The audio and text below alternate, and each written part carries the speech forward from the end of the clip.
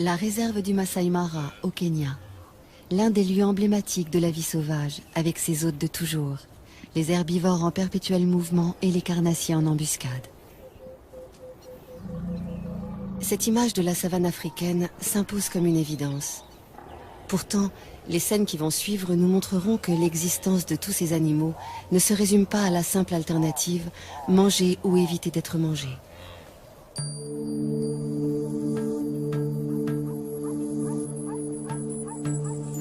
Le jour se lève sur le Masai Mara, une savane arbustive qui s'étend sur 1500 km², près de la frontière de la Tanzanie. La réserve doit sa renommée à l'impressionnante migration des gnous, qui fuient chaque année la sécheresse des plaines tanzaniennes. Au devant de la scène, une troupe de lions conduite par ce couple. Tout autour, les voisins qu'ils côtoient le plus fréquemment, zèbres, gnous, éléphants, impala, girafes.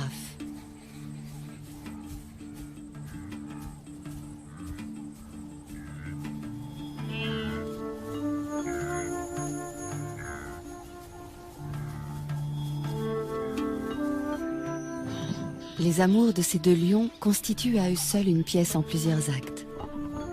Le mâle a tout pour lui. Une magnifique crinière, un port altier, des yeux de velours dont il dévore sa partenaire. Mais elle se fait prier. C'est son rôle. Et celui du mâle est pour l'instant de la suivre comme son ombre.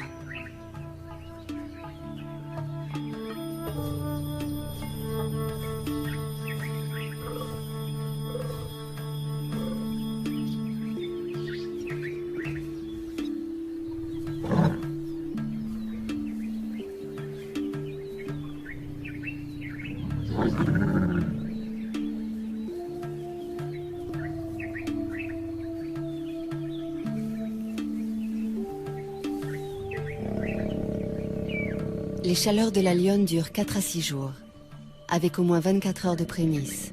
Approche prudente, présence assidue mais discrète. D'ici à ce qu'elle consente, le mâle devra faire preuve d'une patience héroïque.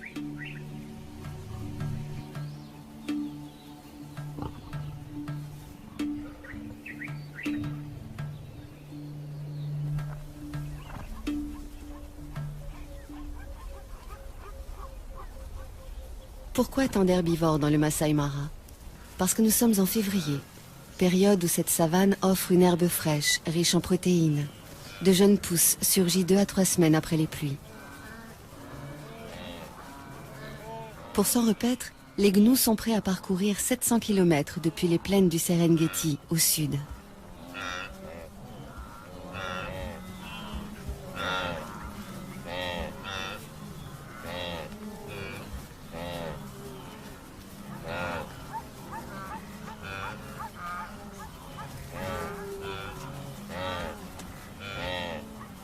Les zèbres font le voyage eux aussi, en bonne compagnie avec les gnous.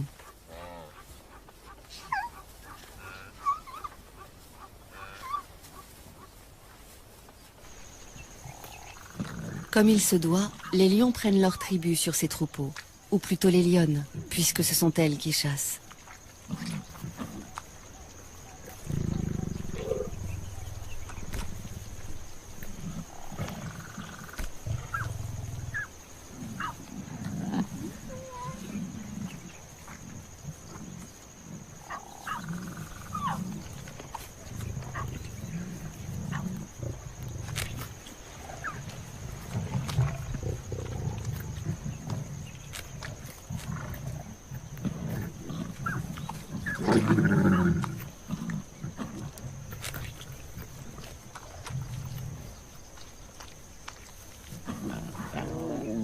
Entre les lionnes, il n'y a pas de préséance. Chacune dévore autant qu'elle peut. Les lionceaux, qui ont encore leurs dents de lait, ne peuvent pas mordre dans la chair comme les grands. Si on les a conviés au festin, c'est pour éviter de les laisser seuls, sans surveillance. Et aussi pour les familiariser avec l'odeur du sang, éveiller leur instinct de chasseur.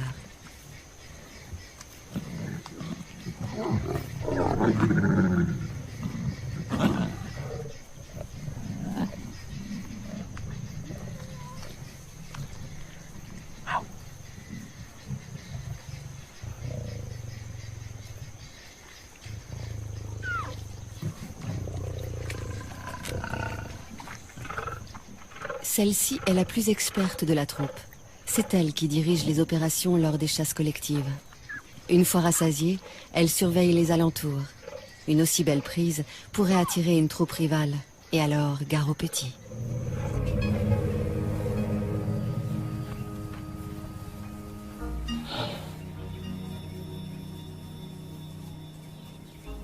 Marcher des jours, des semaines pour trouver les bonnes plantes, c'est le lot de tous les herbivores du Masai Mara.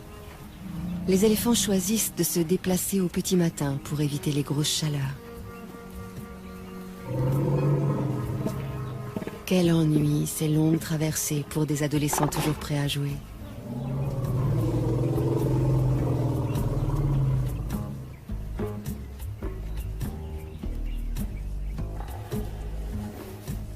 C'est la matriarche, une éléphante âgée et expérimentée qui prend systématiquement la tête du cortège. Elle connaît par cœur tous les chemins à emprunter pour parvenir aux sites les plus abondants en nourriture. Elle tolère de loin en loin une récréation. Les jeunes en ont besoin pour s'exercer aux grandes bagarres de l'âge adulte. Mais lorsqu'elle estime qu'il est temps de repartir, personne ne s'attarde. Enfin, presque personne. Cet éléphanteau n'arrivait pas à sortir de sa sieste et il a fallu le secouer un peu.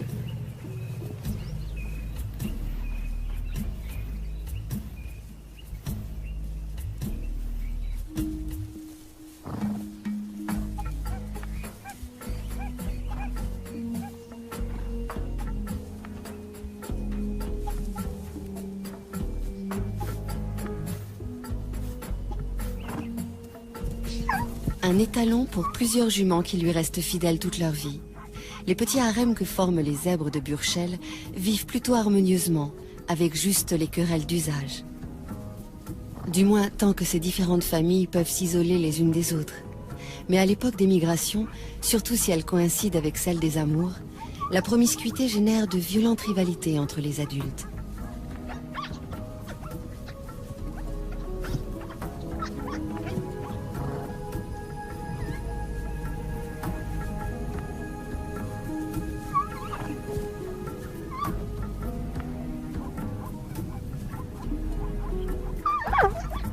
Les poulains s'entraînent le plus tôt possible à ces joutes équestres, pour pouvoir défier un jour le chef d'un harem et échapper, le cas échéant, aux griffes ennemies. Une ruade bien placée peut tuer une lionne.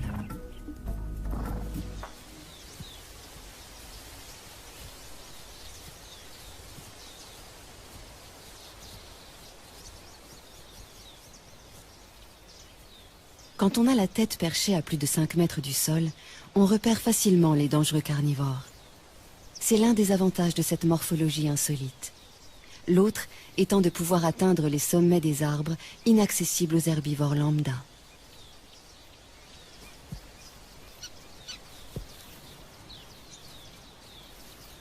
Ces deux girafes de l'espèce Maasai sont des mâles, des rivaux essayant par de curieux balancements de s'intimider l'un l'autre.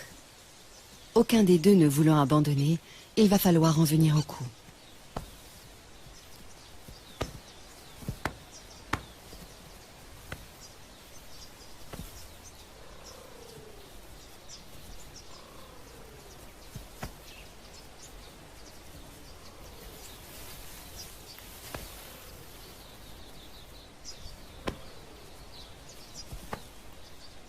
Dire qu'avec ces mêmes gestes, en plus lents et plus doux, un couple de girafes peut se faire la cour.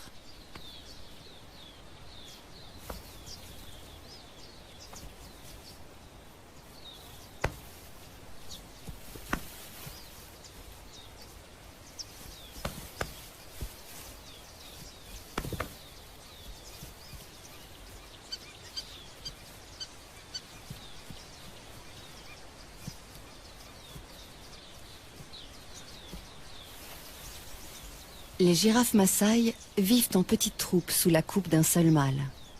Le but de ces duels, aussi violents soient-ils, n'est pas de blesser l'adversaire, mais d'établir qui est le plus fort, qui pourra prétendre à la place de chef le jour venu.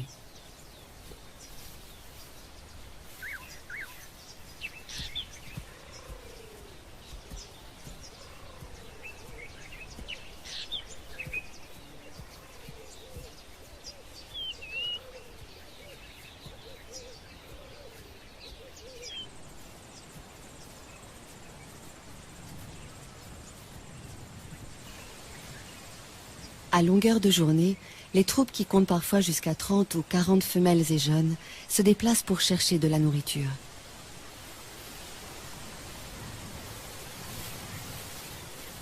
Leur plante préférée, l'acacia, qui à lui seul leur apporte toutes les vitamines voulues.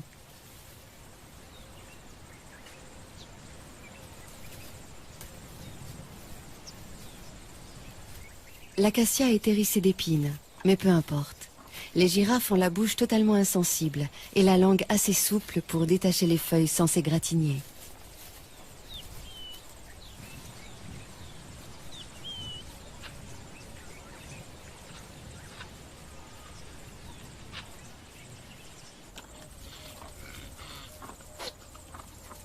Ces cornes joliment annelées font la fierté des mâles impala.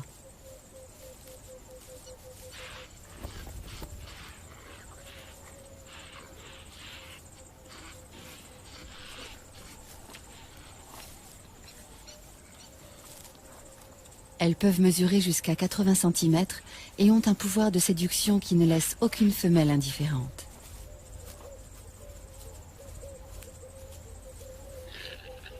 Pourquoi? Parce que la taille de cet attribut révèle la valeur de celui qui le porte et que ces dames veulent avoir affaire au meilleur géniteur.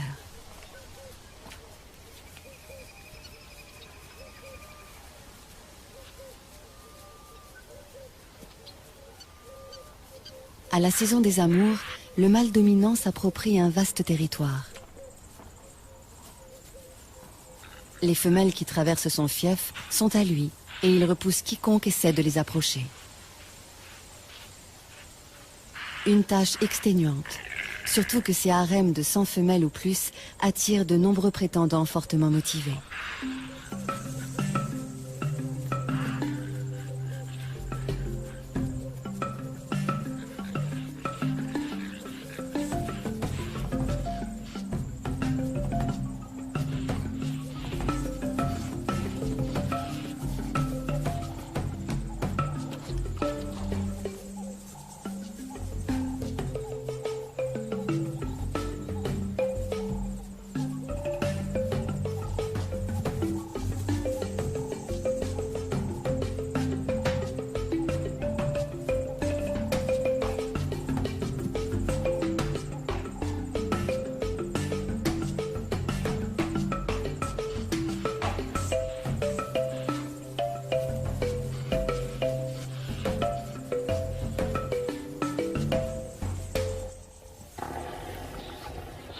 Le soleil est de plus en plus chaud.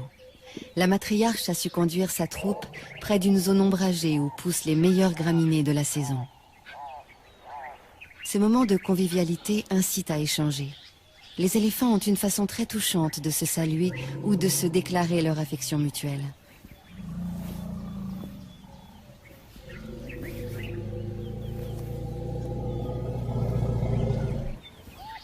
Quel extraordinaire outil que cette trompe! Plus de 100 000 muscles, une fonction préhensile, une souplesse très commode, et suffisamment sensible en plus de cela pour exprimer des sentiments.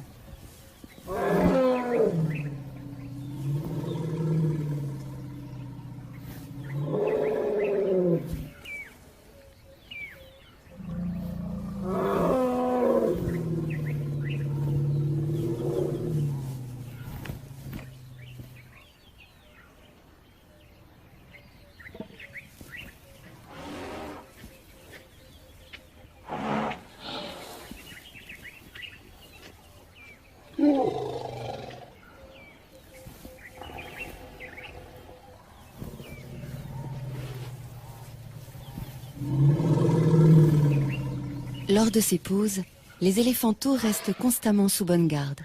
Ceux qui ne sont pas encore en âge de brouter en profitent pour s'offrir une petite tétée. Ils y ont droit jusqu'à 3 ou 4 ans. L'autonomie commence bien plus tôt pour les petits impalas. Ils ne sont allaités que pendant 5 mois, après quoi ils doivent brouter comme les adultes et surtout être capables de suivre le mouvement du troupeau. Par contre, pour avoir un territoire à eux, les jeunes patienteront jusqu'à l'âge de 4 ans. Ce temps d'attente se passe au sein de la harde.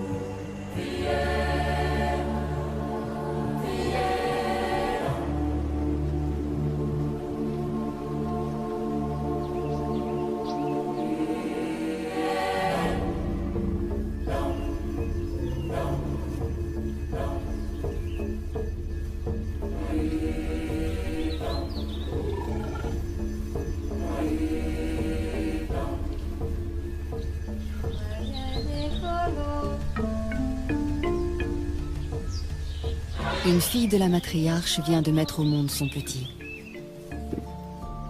Il est déjà debout, mais bien chancelant encore.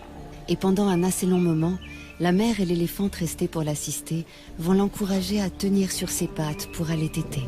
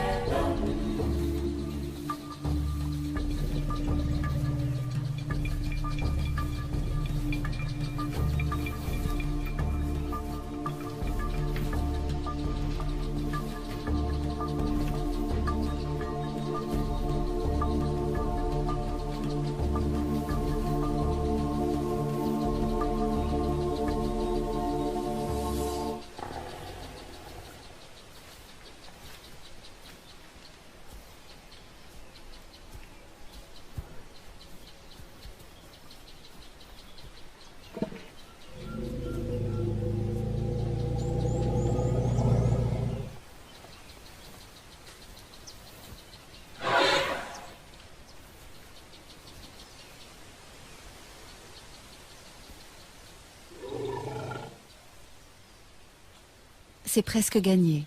Qu'il tète goulûment et il aura trouvé la force de vivre. Il grandira entouré de sa mère et de ses auxiliaires d'éducation. Tante, marraine, grande sœur. La doyenne de la troupe se charge instinctivement d'entretenir et de transmettre la mémoire collective de la famille. Elle sait où trouver les meilleures étendues d'herbe, aussi bien que les points d'eau. Et à la mi-journée, rien à faire. Il faut boire.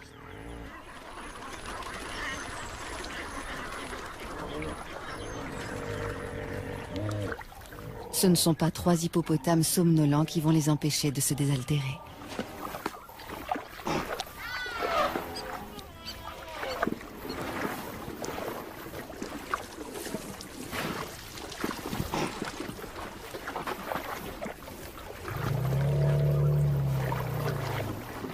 « 60 litres d'eau par jour, c'est le minimum pour assouvir sa soif. Et dans l'eau de marigot comme celui-ci, il y a également des sels minéraux que les éléphants ne trouvent nulle part ailleurs.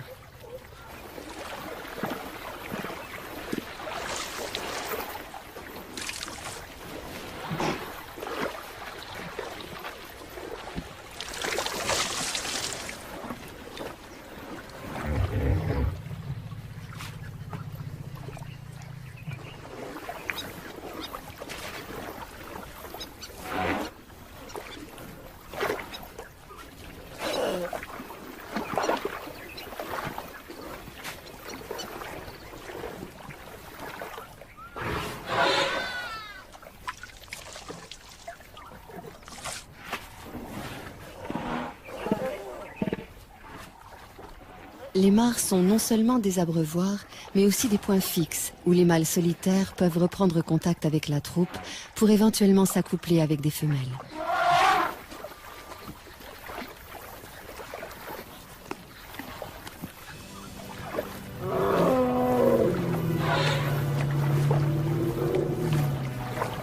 Cette mare ne leur a servi qu'à se désaltérer. Avec toutes ces lentilles, elle ne se prête pas tellement au bain.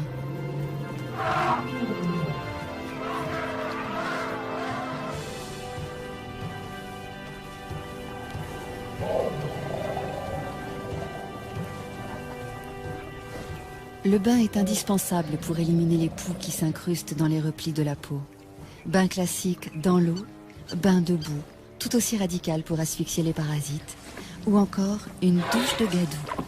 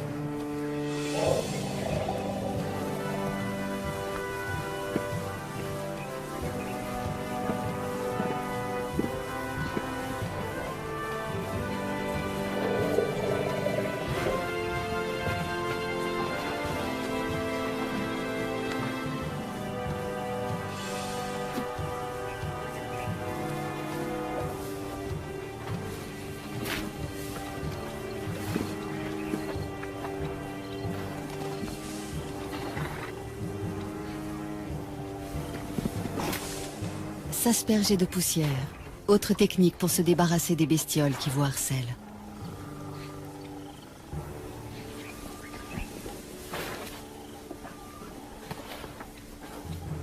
Pour les soins d'hygiène, les buffles s'en remettent à un nettoyeur professionnel, le pique-bœuf, ravi de trouver de la nourriture à si bon compte.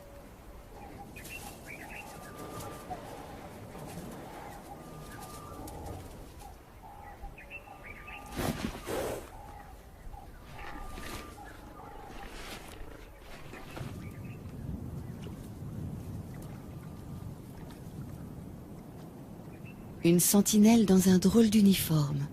Le jabiru du Sénégal, cousin des cigognes.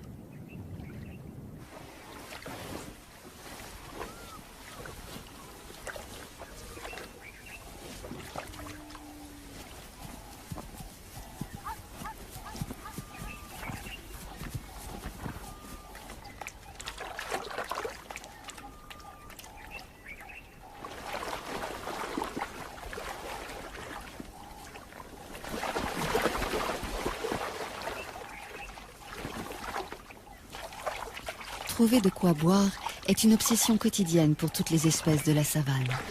Chez les zèbres, un étalon est plus sûr de séduire des femelles s'il choisit un territoire près d'un point d'eau. Seulement, du fait même qu'il attire tant d'animaux, un point d'eau est à la fois source de vie et menace de mort. Car souvent les prédateurs sont embusqués non loin.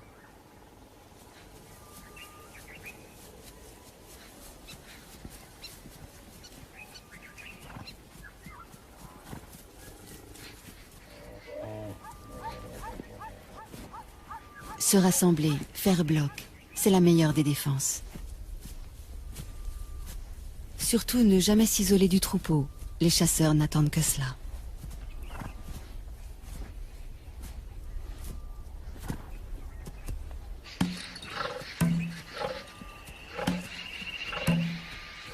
Pour une fois, les zèbres se sont affolés inutilement. Les lions venaient juste se désaltérer. La proie qui s'agite tout près, c'est le hasard qui vient de la mettre à leur merci.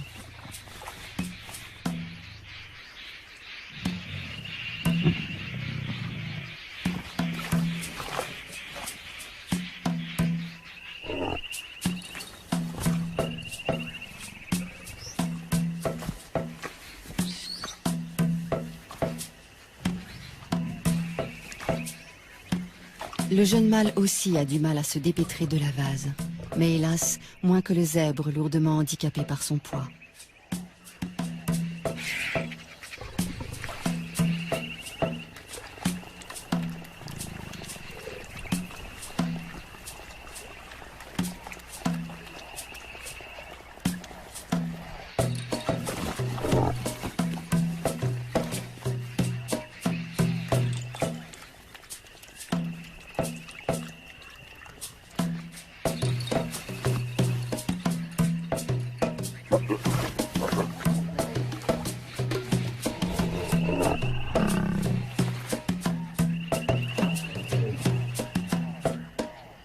Il aurait besoin d'aide pour la mise à mort, mais les autres semblent hésiter à s'engager dans le bourbier.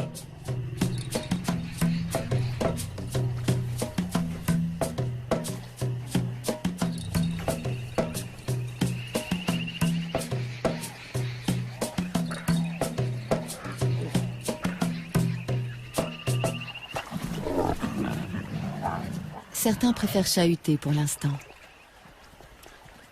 Il ne leur reste plus beaucoup de temps pour ces jeux insouciants. À 3 ans, ils seront expulsés de la troupe, priés de se débrouiller seuls et de trouver ailleurs un groupe de femelles à séduire.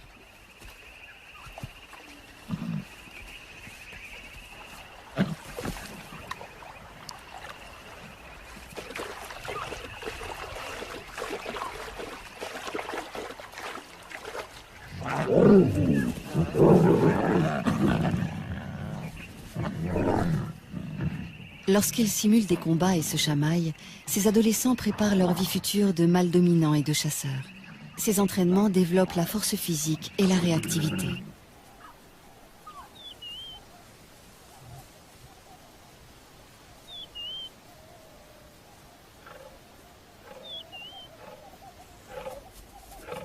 Quand la troupe est occupée ailleurs, Une lionne se charge de garder les lionceaux. C'est une des règles de leur système communautaire. Ne jamais laisser un petit seul.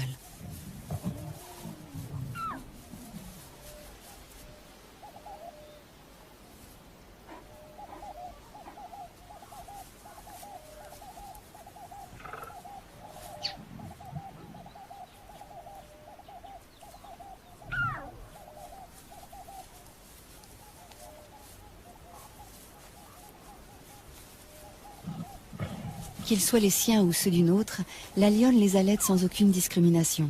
Chaque femelle de la tribu est à la fois mère, nourrice et marraine.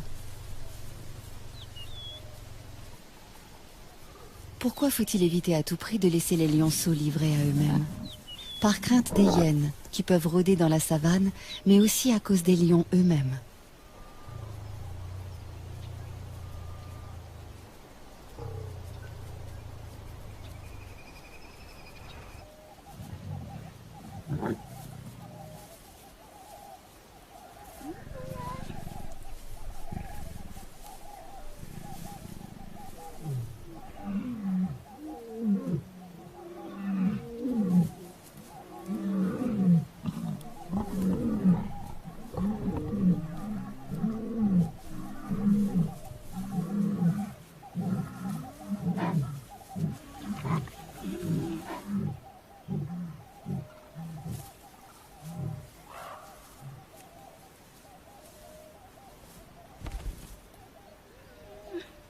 La babysitter est sur ses gardes.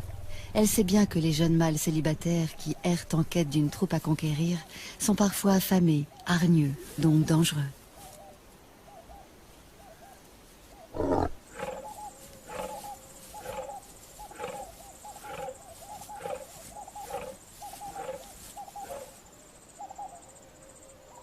Même lorsqu'il a déjà une ou plusieurs partenaires attitrés, les choses ne sont pas faciles pour un mâle. Le nôtre en est toujours aux manœuvres d'approche. Toutefois, il a bien avancé et peut espérer arriver à ses fins d'un moment à l'autre.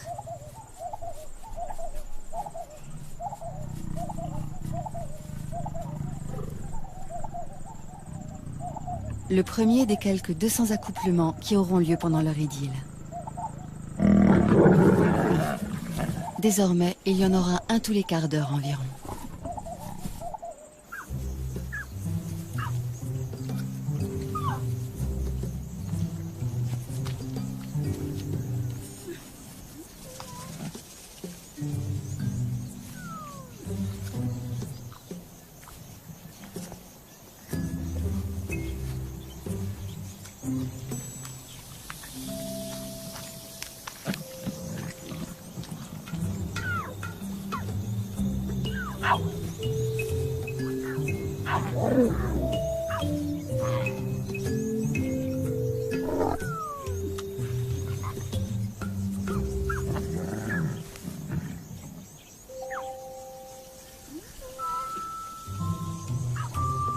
Autour d'une proie, les lionnes n'ont pas la même patience que pendant les longues siestes, les heures où il fait trop chaud pour remuer la moindre oreille.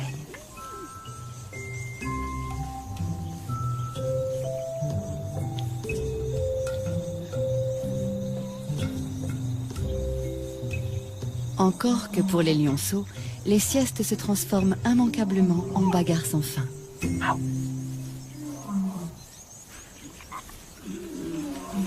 À cet âge déjà, jouer n'est pas seulement s'amuser. Avec les galipettes, les culbutes, les courses-poursuites, les lionceaux apprennent à ajuster leur comportement, à contrôler leurs gestes.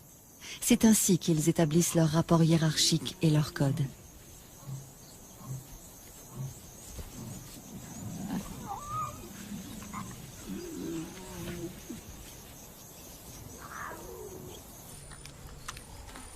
Une carcasse de seconde main, celle d'un gnou à demi dévoré déjà par une tablée de lions. Les éboueurs de la savane ont pris leur place. Une fois abandonnée, une charogne est à tout le monde. Les chacals n'ont pas plus de droit sur elle que n'en ont les marabouts.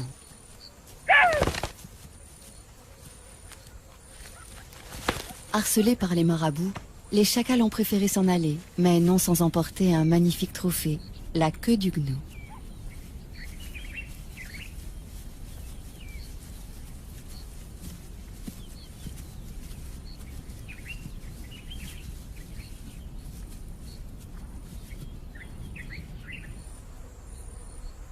L'un d'eux a eu finalement des regrets.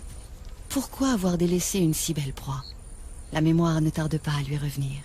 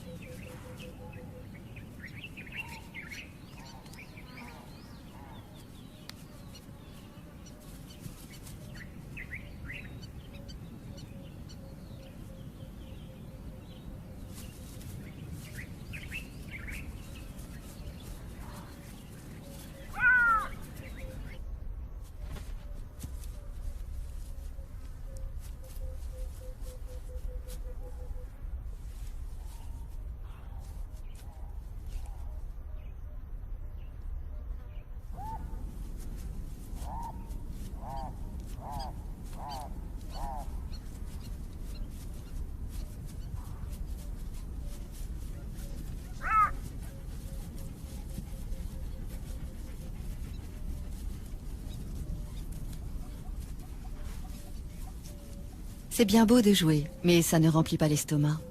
Et si l'on ne trouve pas de charogne, que reste-t-il? La chasse.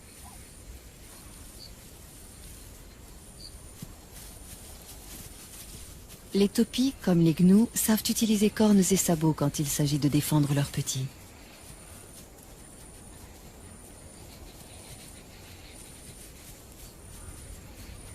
S'attaquer seul à 2 fois plus grand que soi, est-ce bien sérieux?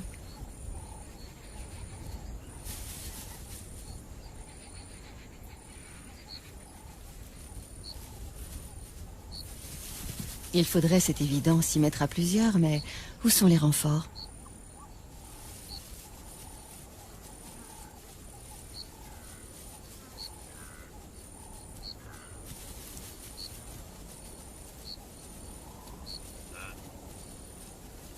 Les voici, mais trop tard. Tous les troupeaux sont en alerte.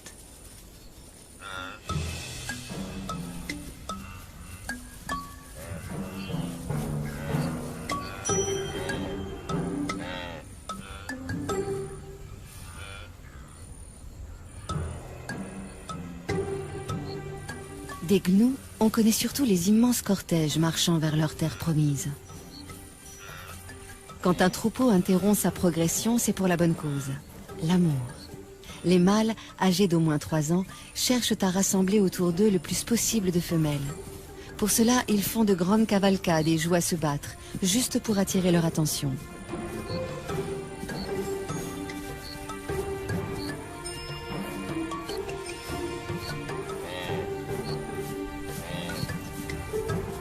La frénésie et la nervosité des gnous les poussent parfois à des comportements étranges, comme dans la scène qui va suivre. Un bébé de quelques heures à peine, rudoyé par plusieurs adultes.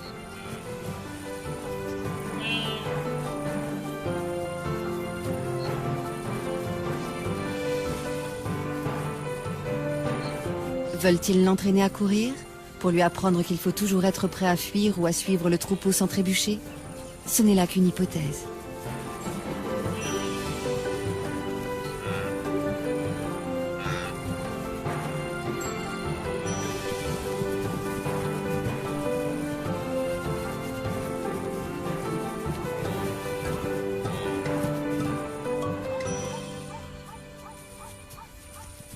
D'instinct, le petit gnou suit sa mère comme son ombre. S'éloigner d'elle, surtout quand le troupeau se met en marche, c'est risquer de la perdre. Et mourir à coup sûr car aucune autre ne la remplacera. Une mère gnou n'accepte jamais de nourrir un autre petit que le sien.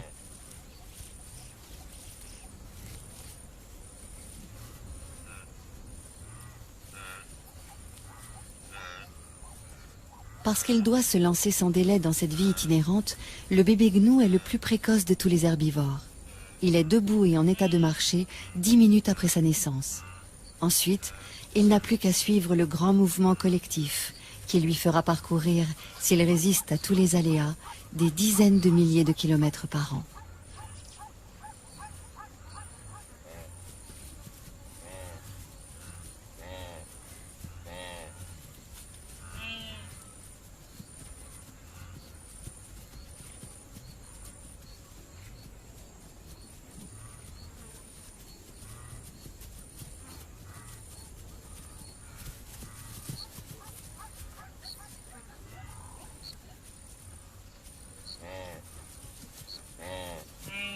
Tous ceux qui parcourent ces plaines herbeuses, que ce soit les gnous en troupeaux denses ou les taupiers et les zèbres beaucoup moins nombreux, tous, excepté les éléphants, ont à craindre évidemment les grands carnivores. Notre tribu vient régulièrement puiser dans ce réservoir de proies, visant toujours les plus vulnérables, les bébés, les vieux, les infirmes.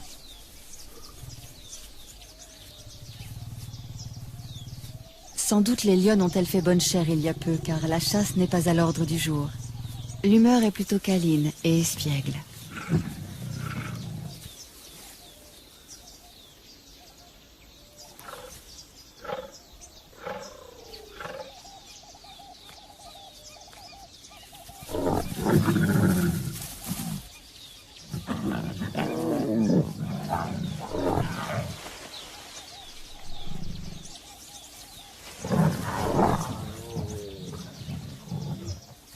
Les jeunes viennent de trouver un jeu très amusant qui nous rappelle quelque chose.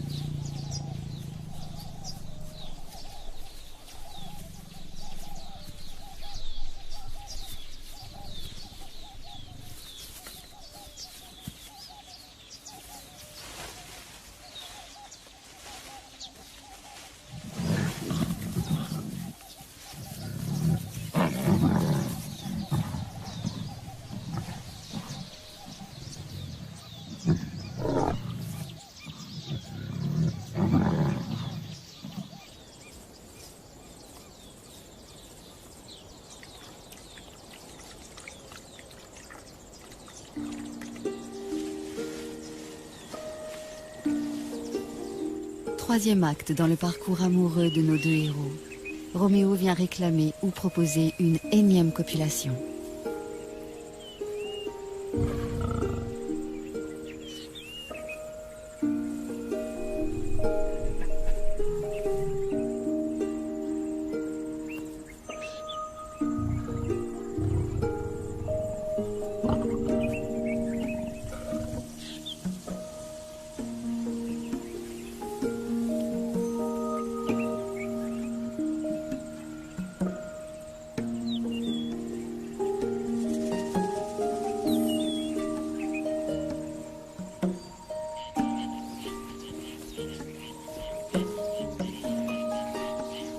Le jour décline, il fait moins chaud, le moment que beaucoup attendaient pour aller boire.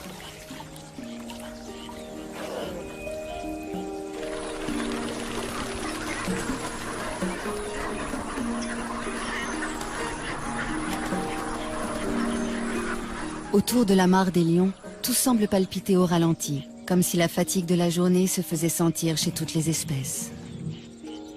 De ce côté, c'est même le repos complet. Certains, on les comprend, ont cédé à l'épuisement.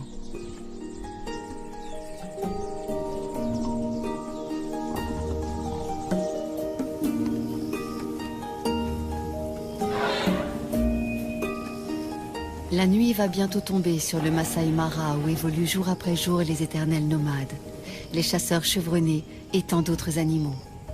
Au rythme des saisons, la lutte de chacun pour sa survie maintient ce juste équilibre dont la nature africaine a le secret.